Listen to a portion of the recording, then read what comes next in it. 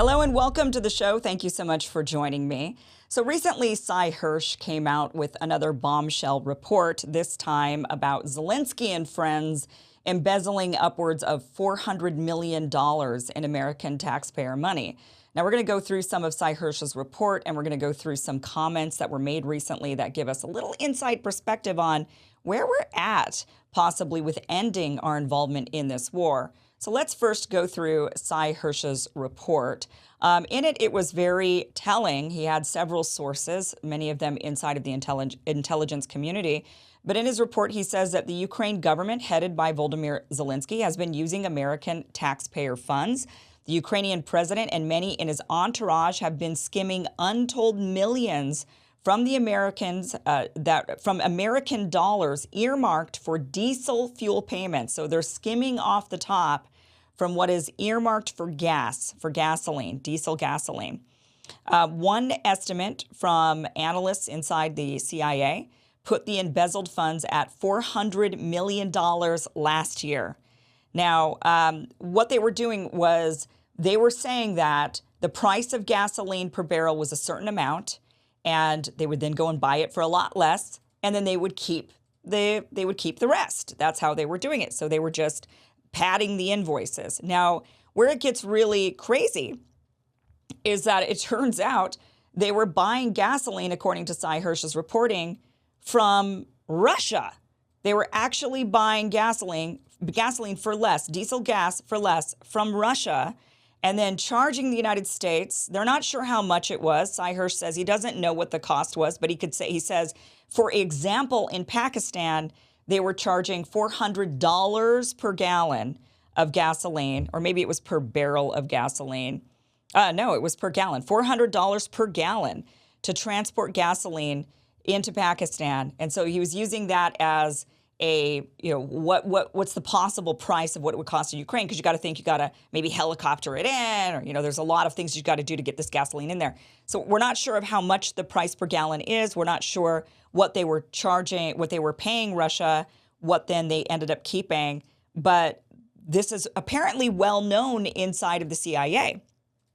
And according to Sy Hersh's report, CIA Director William Burns sat Zelensky down, was very angry, and said, hey, you've got 35 different government, different people inside of your sphere, generals and other government officials, and they're all corrupt. They're all taking money. They're all skimming from the top. You guys are inflating invoices, keeping the rest, a lot of it on gasoline that you're buying from Russia, a lot of it on other goods and services that we're bringing in for this war that American taxpayers are paying for, and you guys are skimming off the top. But what was interesting about this, according to Sy Hersh's reporting, is that the general said the issue with Zelensky is that he was taking more than his fair share. He said that the Ukrainian president was taking a larger share of the skim money than was going to the generals.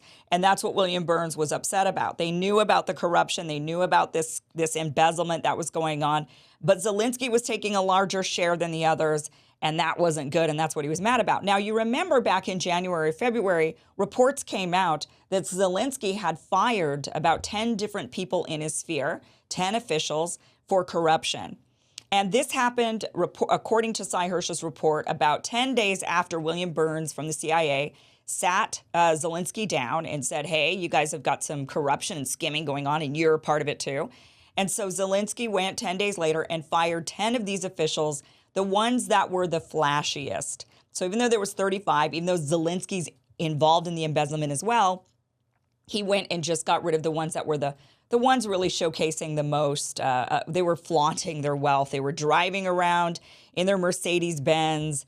They were bragging. They were just living these really outrageous, lavish lifestyles, and they weren't shy about it. And so those are the ones that Zelensky got rid of.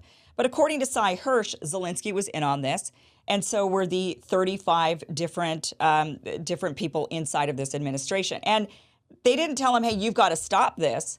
They just said, you're taking more of the skim money than everybody else, and the optics aren't so good on this. All they cared about really were the optics.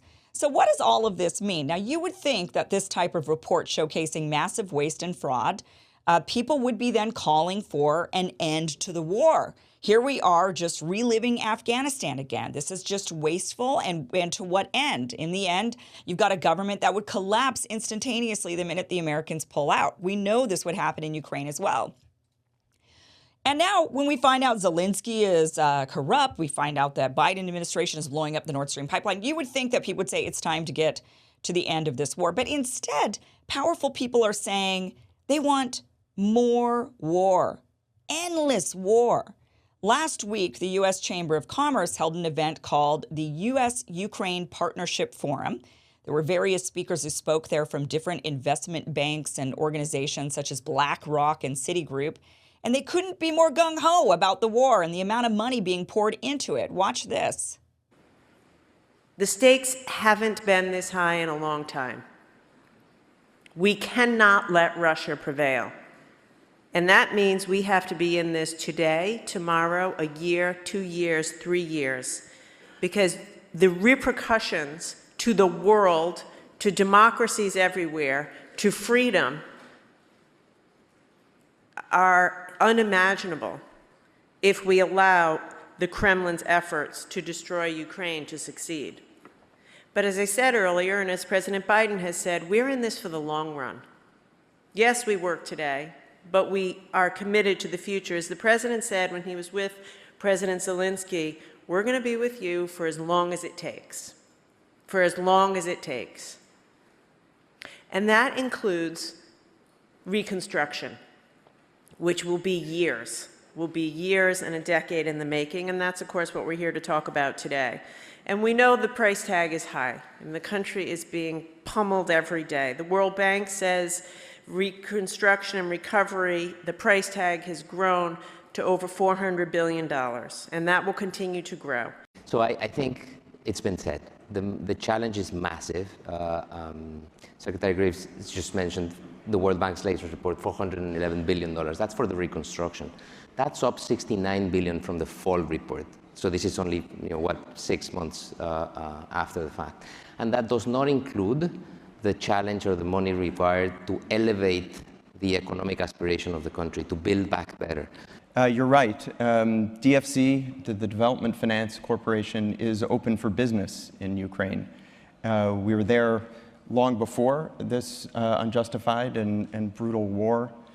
We're there now, and we'll be there for the long term. And our goal is to support the private sector, to help unlock financing, to keep the private sector active, to attract investment, to finance projects that are critical for the development of the economy. I mean, I think that we should come out of this room with a lot of optimism, right? Because we're hearing about all these reforms and preparing for the European Union integration, which is certainly going to address many of the issues we've been talking about for years that might have kept people from putting long-term capital into Ukraine. So I think that you said at the very beginning, Secretary, that we have to win this war. We have to get this resolved. I think that there is desire to put private capital. Spend, spend, spend, more money, endless war. Why? Because it's insanely profitable, and people aren't screaming for it to end because, at least for now, there are no U.S. bodies being sent home. These Americans are gleeful to be making gobs of money, encouraging endless war. And you even heard the Citibank head of the public sector saying that Ukraine will be joining the EU. And when they do it, it will ease financing concerns. So they're all in. It's a disaster. Ukraine will eventually run out of bodies to throw out the war. And you heard them say there's no way Ukraine can lose. So what does that mean? Well, that means NATO boots on the ground soon enough if these people are salivating over the money they're going to be making if they have it their way. So it's clear U.S. foreign policy is not focused on what's best for the American people. Instead, it's all about making money, maintaining power and influence, and using our military as henchmen in the process. Here with us now is Dave DeCamp, news editor for antiwar.com and host of news show Anti-War News with Dave DeCamp. Dave, welcome to the show. Thank you so much for being here. Hey, Kim, thanks for having me on. Okay, Taiwan. So new reports have come out that there are 200 U.S. military trainers in Taiwan sounds like we're gearing up for war. What is going on? Yeah, so Taiwanese media reported this week that the U.S. has sent over 200 troops to Taiwan, coming from Indo-Pacific Command, which is the U.S. military command in the region. And this plan was first reported by the Wall Street Journal earlier in the year that the U.S. planned to send 100 to 200 troops to Taiwan. Now, that might not sound like a lot, but since the U.S. severed diplomatic relations with Taipei in 1979 to open up with Beijing, the U.S. has always sent a few dozen trainers because we've been selling them weapons, but never at these levels. We've never seen more than 200 troops, U.S. troops in Taiwan since then. So it is unprecedented when it comes to the U.S.-China relationship, post-normalizing relations. And it is another step that's likely going to provoke more Chinese military activity around Taiwan. We've seen China respond directly to these increasing U.S. ties with Taiwan, both diplomatic and military. Just recently, Taiwan's President Tsai Ing-wen met with Kevin McCarthy, the House Speaker, in California, and they launched huge drills, live fire drills around Taiwan.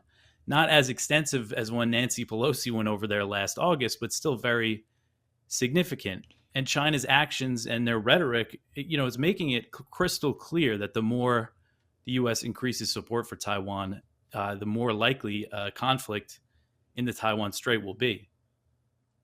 And I hear that they also, that we, the United States, actually sailed a warship through the Taiwan Strait. Can you tell us about that? This is just getting, I don't know why we feel like it's a good idea to take on China while we're in the middle of a war in Ukraine, even though we're not supposed to be in that war, but let's just be honest. How about that? So, okay, we're sailing a warship through Taiwan. Is this something that normally happens, or is this unique? It does happen pretty often. The U.S. sends a warship through the Taiwan Strait, usually a few times a year. It peaked really under Trump when they did it 12 times in a year, which was a record, at least in recent years. But it is an intentional provocation. I mean, sailing a warship between Taiwan and China, and of course, China considers Taiwan to be its territory. You can compare it to China sailing a ship between Cuba and Florida. Even though Cuba isn't, claimed by the U.S., it would still be very provocative.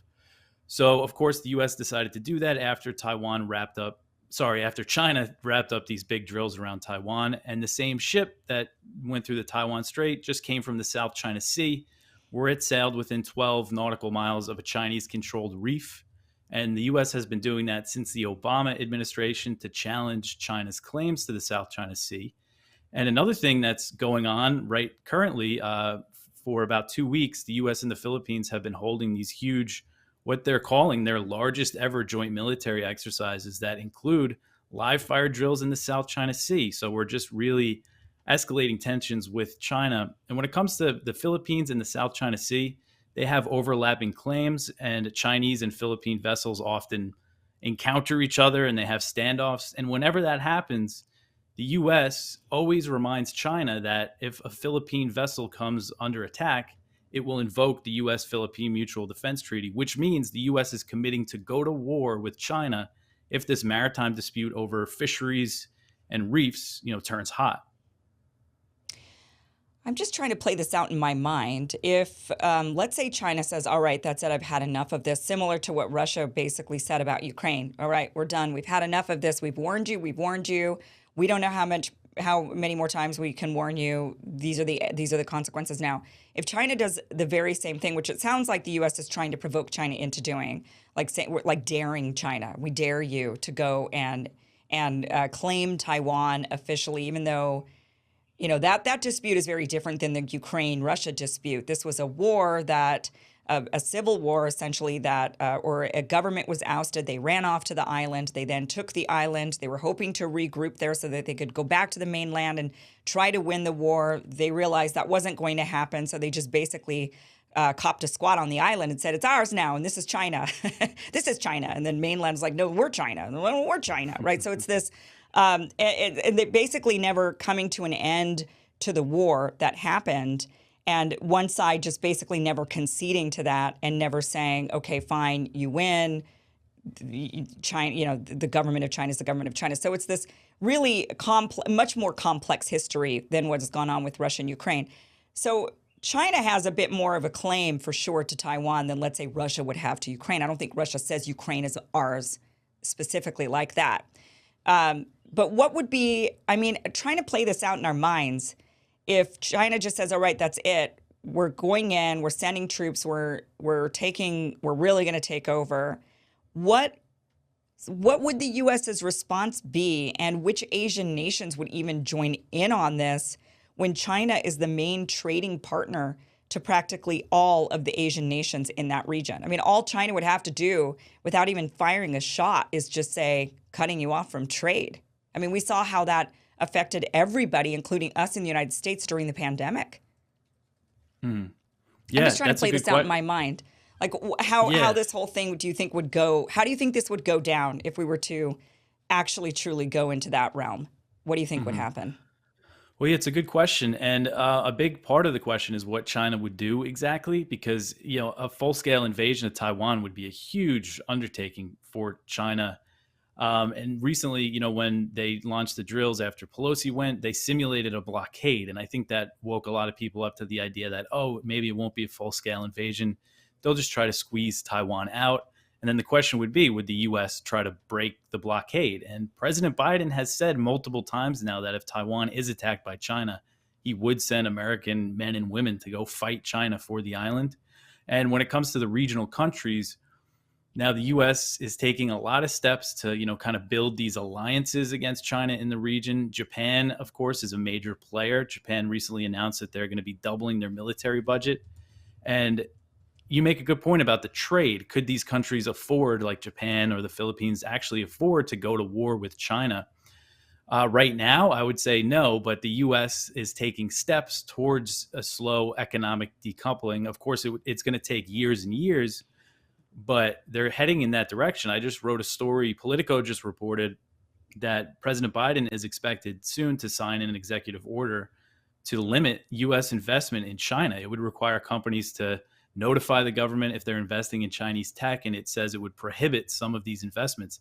And that's pretty huge, you know, considering all the business America has done in China.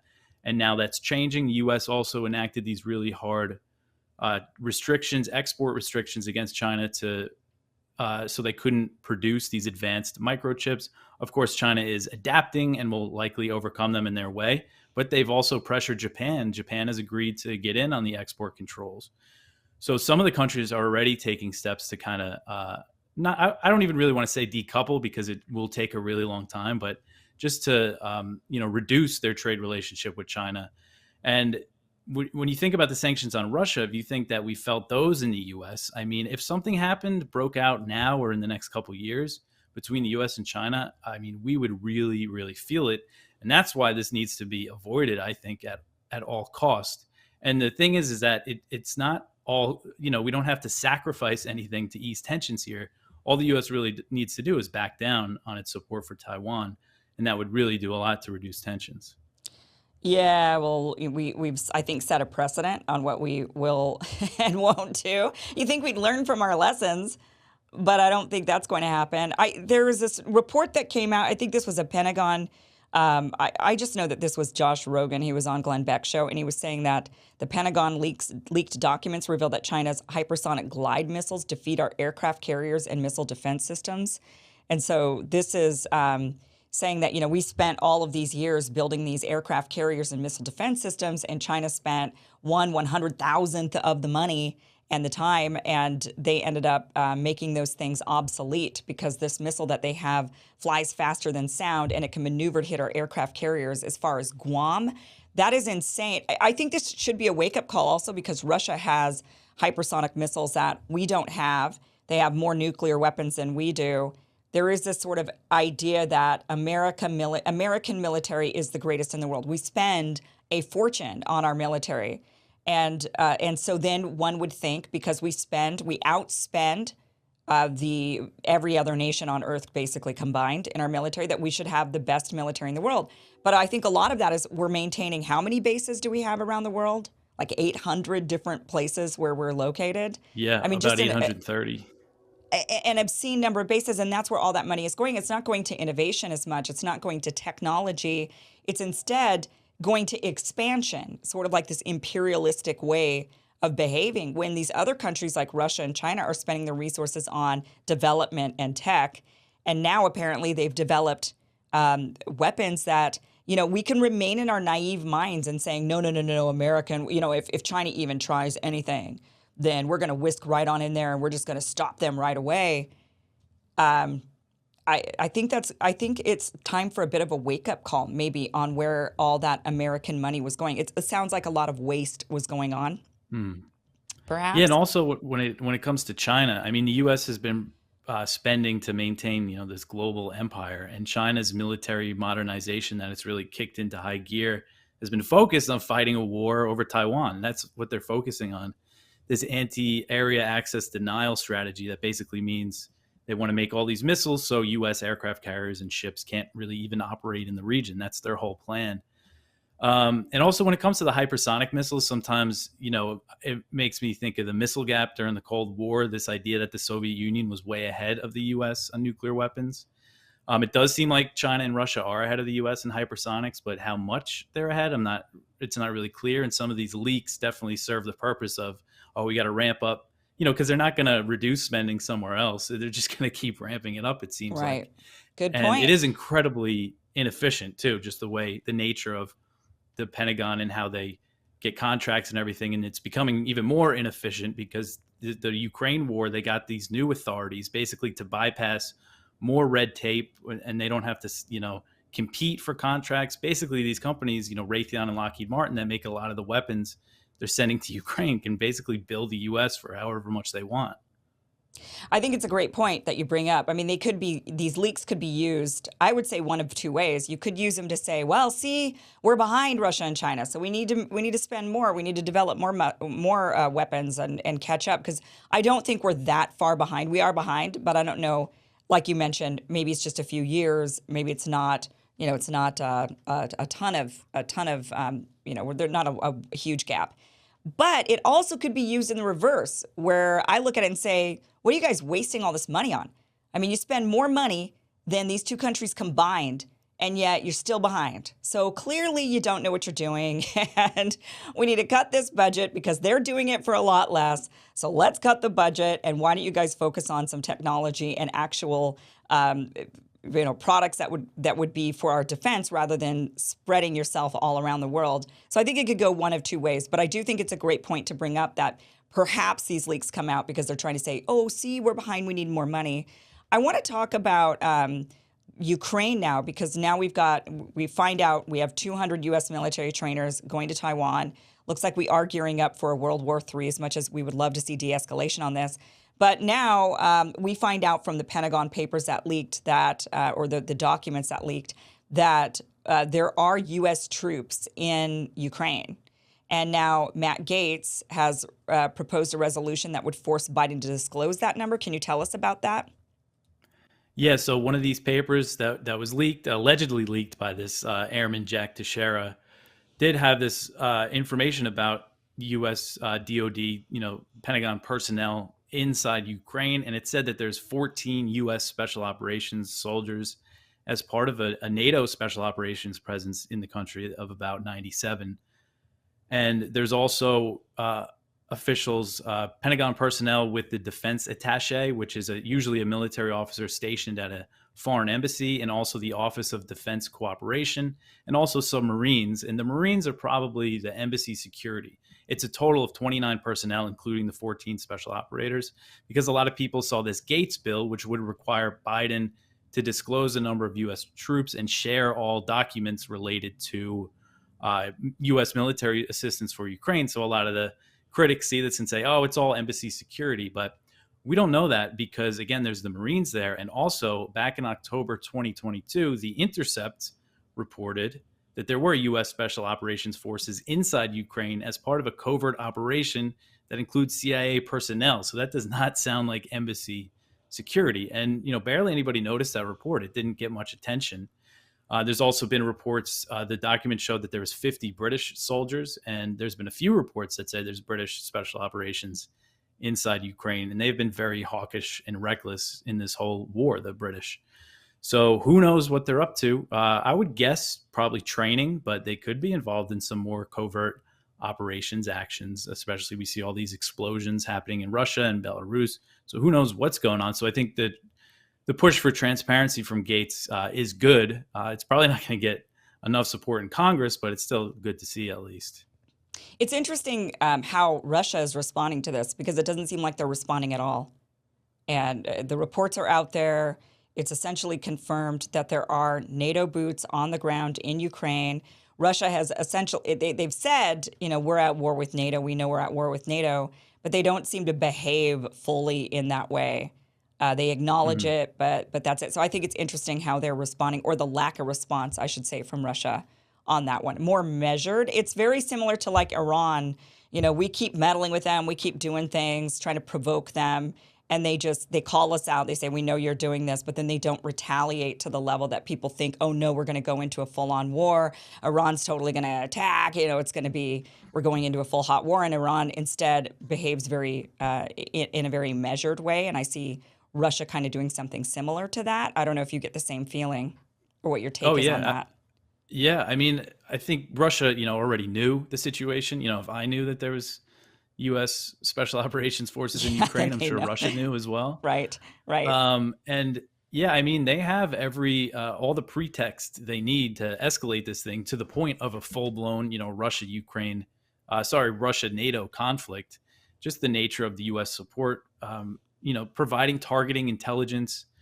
So the pretext is all there. If Russia decides to take that step and really escalate this thing, I haven't seen a sign that they want to do that. So I think that's probably part of the reason why they're downplaying this.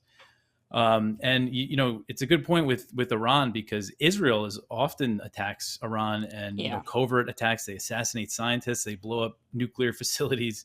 They just recently launched a drone attack inside Iran, and they don't really respond. And part of the reason why is because Israel has nukes that we never, the U.S. doesn't officially acknowledge. And it's always missing from the conversation when we're talking about Iran's, phantom nuclear weapons program is Israel's real nuclear weapons program. So It's kind of a similar situation, because they're probably fearing maybe the nuclear escalation. Yeah. The last thing I want to talk about, this is also, I think, pretty big news, is that Syria's Assad met with the Saudi foreign minister in Damascus.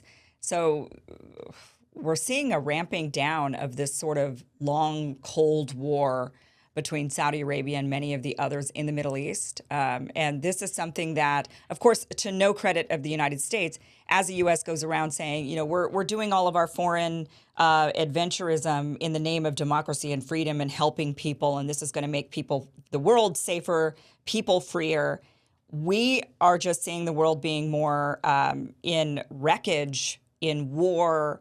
People, they're dying, they're starving. We're seeing this throughout the Middle East. We're seeing this now in Ukraine.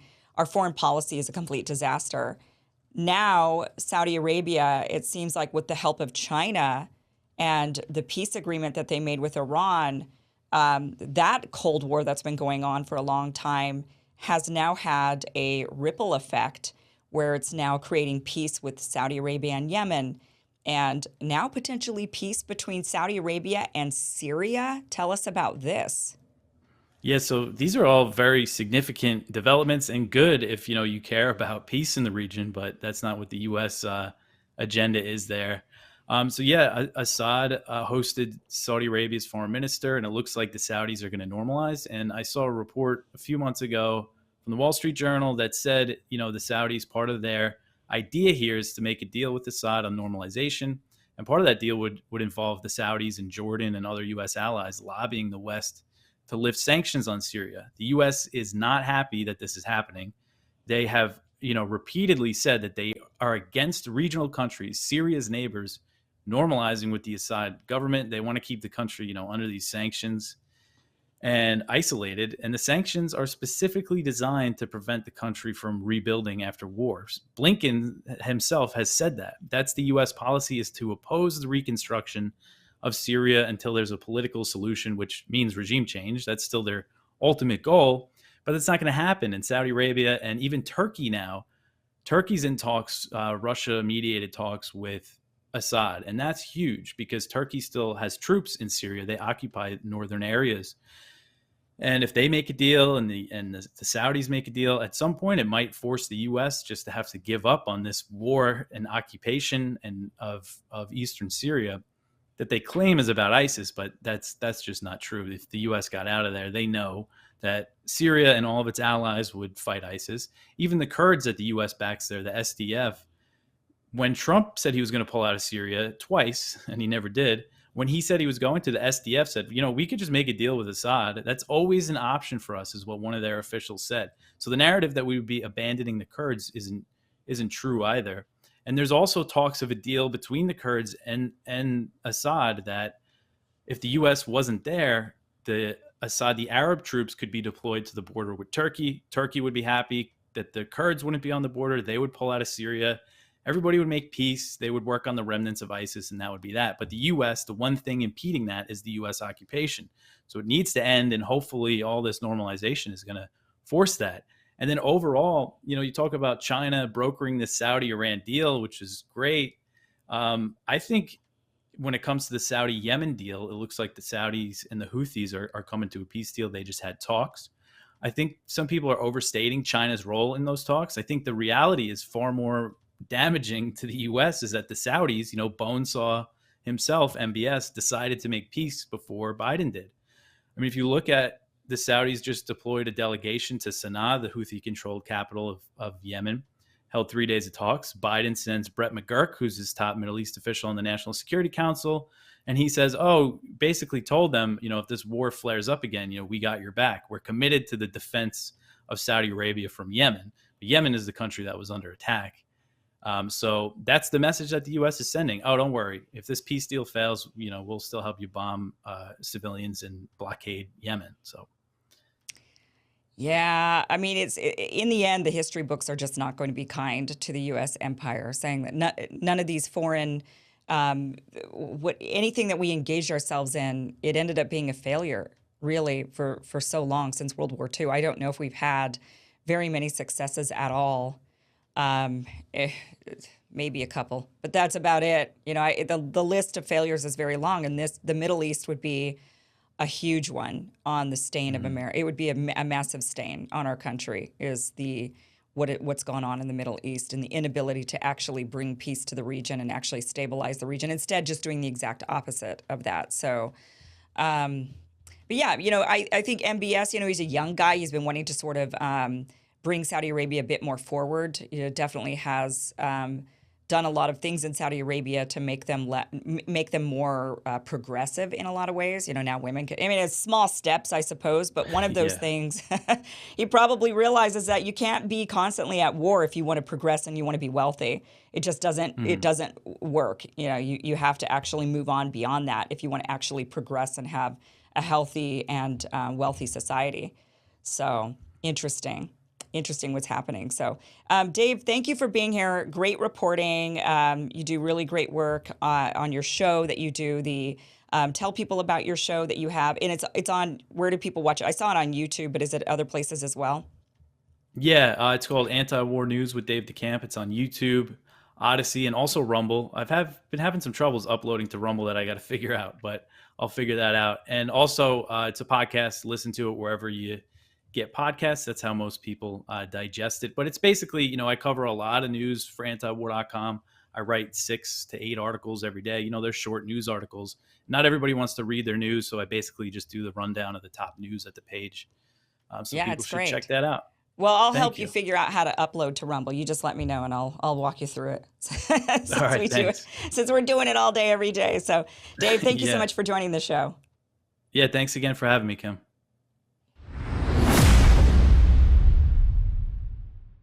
Well, many of you know I have been talking about a new product that I've been using called Field of Greens, which is a great way to get all of your daily fruits and vegetables into your diet. Well, now Brickhouse has a new product that I've been trying lately. This product is called Lean. I bet you can guess what this is for. Lean helps control hunger and cravings, and it helps your body dispose of excess sugars to better maintain a fat-based metabolism and to keep you motivated to continue your weight loss and health journey, to get you leaner, to get you healthier. Now, I've been taking this, and I like it. It doesn't give me the jitters. I really hesitate taking products like this because I am really sensitive to the jitter type, the stuff that makes you feel like you're just amped up way too much. But this does not give me that side effect at all. I like it a lot. I really don't even notice, a lot of people don't like that feeling when you take something and then you feel like, oh, something's going on here. This doesn't make you feel like that at all. At least it doesn't for me. So I'm still trying this out. I'm hopeful it works. I know I am one of those people that would like to lean down a little bit more. So if you're with me on that, then you could try out this product. All you've got to do is go to fieldofgreens.com. When you're there, you can either use, you can get the Field of Greens, you could get the lean. They've got other products there that are really great. They use really high quality ingredients. The ingredients in lean are very different than any of the ingredients I've seen in any other products that are very similar to this. So I'm really hopeful that this works. But go to Field of Greens, go to fieldofgreens.com, use the promo code Kim, and you will get 15% off your first order, whatever it is you want to order when you are there. So give it a try. Let me know how it works for you. You can email me, kim@kimiversen.com. Love to hear from you, your thoughts on it. But otherwise, go to fieldofgreens.com, use that promo code Kim, get that 15% off.